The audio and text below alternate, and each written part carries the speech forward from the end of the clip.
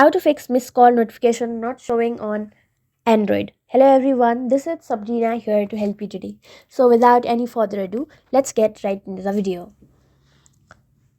First, go to your settings, then go to notification. Make sure you have disabled this do not disturb mode, and then if you have even turned it, go to exceptions and then go to calls. Now go to all calls. Now you will get the notification of your missed calls as well.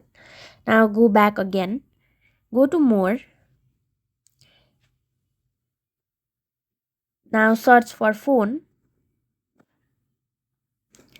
and then enable notification. Make sure the sound is turned on and you will be done.